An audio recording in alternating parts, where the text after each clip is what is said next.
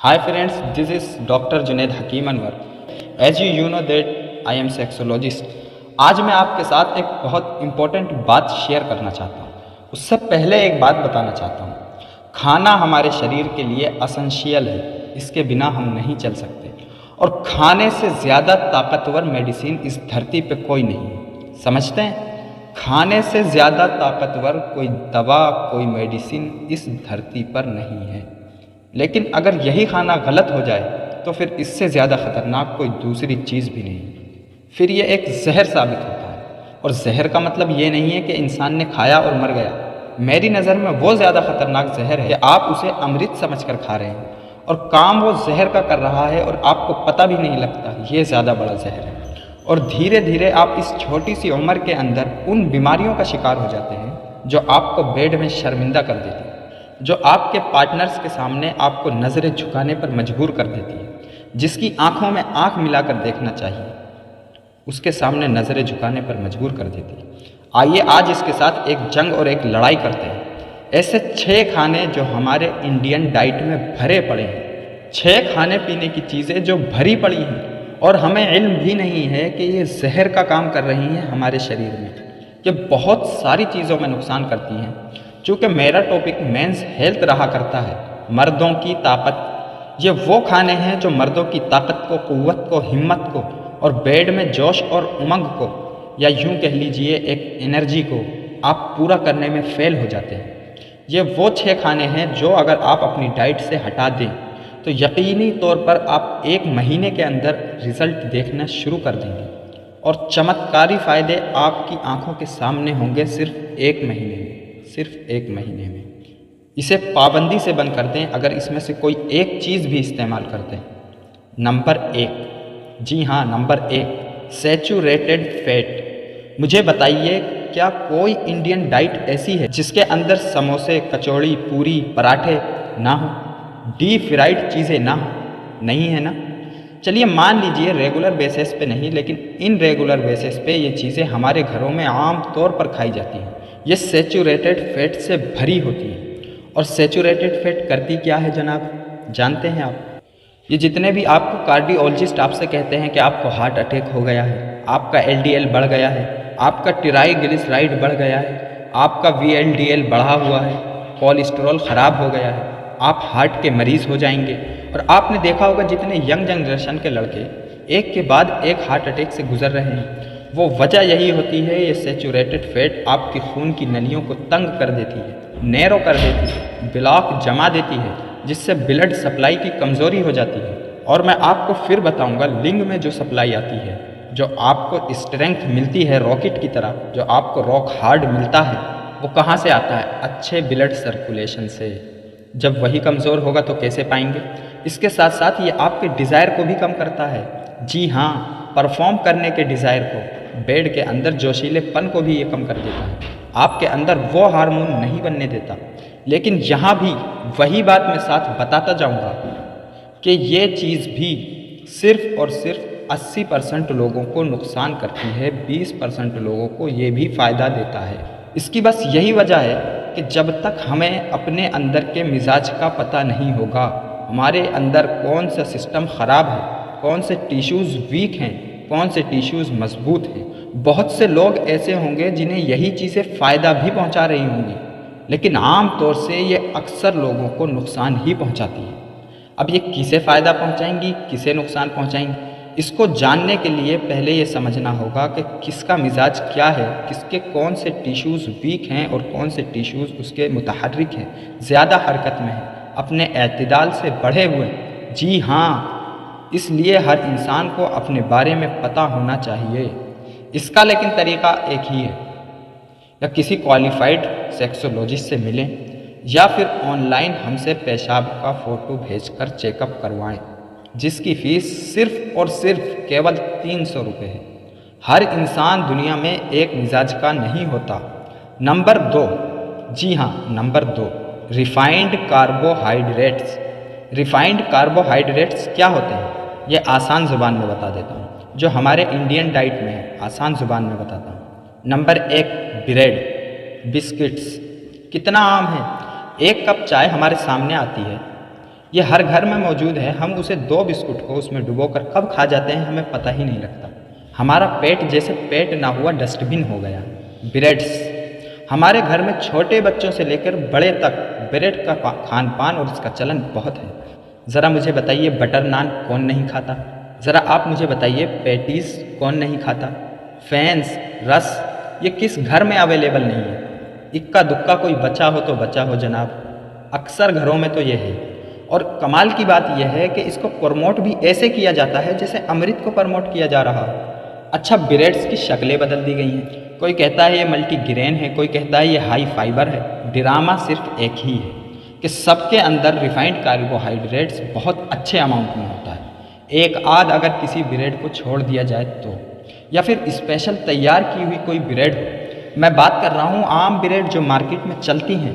ये क्या करती हैं? ये सिंपल कार्बोहाइड्रेट्स हैं, ये रिफाइंड कार्बोहाइड्रेट्स हैं जो आपके अंदर इंसुलिन रेजिस्टेंट को बढ़ा देते हैं, आपके टेस्टोस्टेरोन को घटा देते हैं। आप मर्दों में ये कौन नहीं जानता कि टेस्टोस्टेरोन आपके लिए कितना ताकतवर है। दूसरा काम ये क्या करते हैं, ये आपके शुगर लेवल को भी बढ़ाते हैं। जब हमारे खून के अंदर शुगर का लेवल ज़्यादा होता है तो हमारे जो सेक्स के पावरफुल हार्मोन होते हैं वो सप्रेस होने लगते हैं। यही वजह है कि डायबिटीज़ का पेशेंट भी कमज़ोर हो जाता है बेड के अंदर। बिस्तर में वो काम का नहीं रहता क्योंकि उसकी शुगर बढ़ी चल रही होती है। नंबर 3, अगर मैं इसे कहूँ कि ये स्लो पॉइज़न है तो इससे बेहतरीन नाम मेरी नज़र में तो कोई नहीं है इसका। ये स्लो पॉइज़न है, ये धीरे धीरे इंसान को मारने वाला जहर है। वो है वाइट शुगर। वाइट शुगर, सफ़ेद चीनी।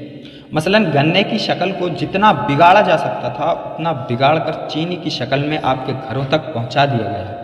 ये शुगर, इसके कितने नुकसान हैं आप सुनिए। सबसे पहला इसका नुकसान है कि सिवाय कैलोरीज के इसके अंदर कोई हेल्थ नहीं है, इसके अंदर कोई मिनरल नहीं है, इसके अंदर किसी भी किस्म का कोई सोल्यूबल फाइबर नहीं है, इसके अंदर किसी भी किस्म का कोई दूसरा विटामिन नहीं है। ये सिर्फ और सिर्फ कैलोरीज हैं। सिर्फ और सिर्फ शुगर के जो आपके ब्लड के अंदर जब उतरती है ये सेकेंड्स के अंदर घुलती है, आपके शुगर लेवल को रेस करती है, आपके इंसुलिन रेजिस्टेंस को बढ़ाती है, पेट की चर्बी को बढ़ाती है, आपके एस्ट्रोजन लेवल को ऊपर ले आती है, आपके टेस्टोस्टेरोन को नीचे लाना शुरू कर देती है ये शुगर। और ये बच्चों के लिए भी उतनी ही नुकसानदेह है जितनी बड़ों के लिए है। इसके कुछ अच्छे ऑल्टरनेटिव्स मार्केट में अवेलेबल हैं, किसी दूसरी वीडियो में आपको वो बताऊंगा। नंबर 4, शराब, एल्कोहल। जब से वो कुछ 1-2 स्टडीज़ आई थी, एल्कोहल अगर थोड़ी मिकदार में लिया जाए, कम लिया जाए तो हार्ट के लिए अच्छा है। मैं हमेशा एक बात कहा करता हूँ, दोस्तों, मेरे प्यारे भाइयों, मेरे दिल की बात को समझने की कोशिश कीजिए।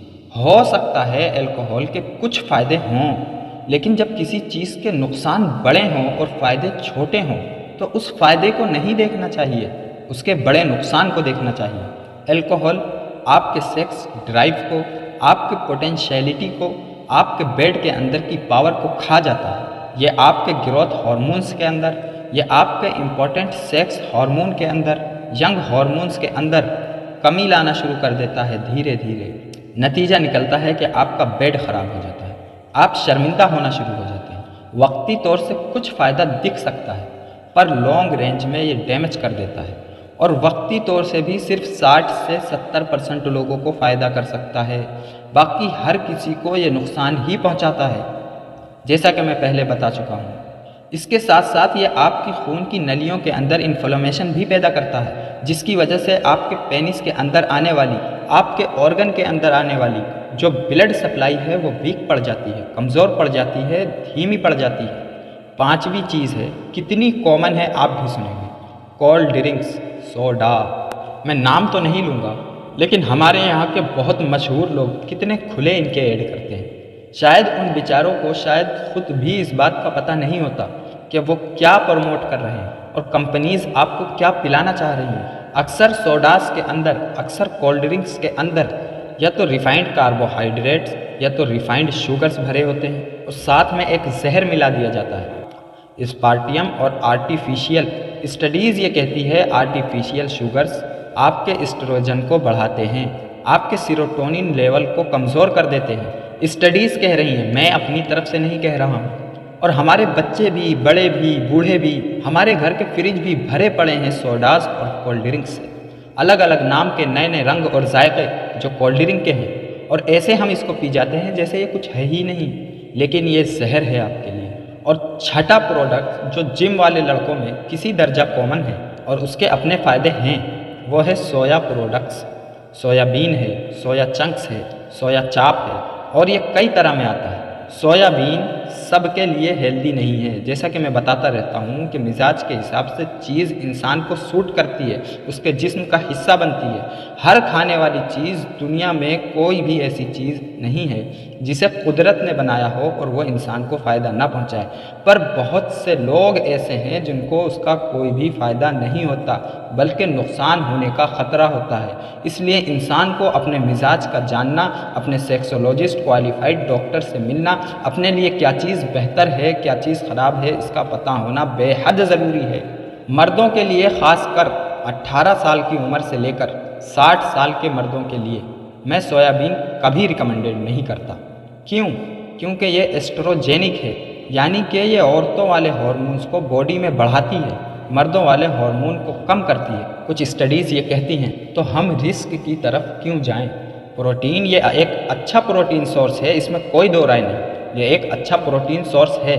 और कुछ स्टडीज़ ये कहती हैं कि अगर इसका लिमिटेड अमाउंट यूज़ किया जाए तो आप एक अच्छा वेज प्रोटीन भी इससे हासिल कर सकते हैं। लेकिन इसके अलावा जब और दूसरे बेटर ऑप्शन हैं, कोई आदमी अगर अपनी मेंस हेल्थ को स्टिमुलेट करना चाहता है, प्रोस्टेट हेल्थ को, प्रोस्टेट ग्लैंड को अगर हेल्दी करना चाहता है, तो उसे चाहिए कि वो सोया प्रोटीन को अवॉइड करे।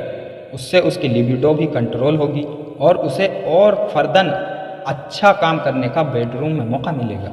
ये मैंने वो 6 फूड जो इंडियन डाइट में बहुत कॉमन हैं तो और भी, लेकिन हमारी इंडियन डाइट में they are plan days number भरे पड़े हैं। तो ये अगर आप अवॉइड करते हैं तो आप एक चमत्कारी फ़ायदा अपने अंदर देख सकते हैं। Thank you very much.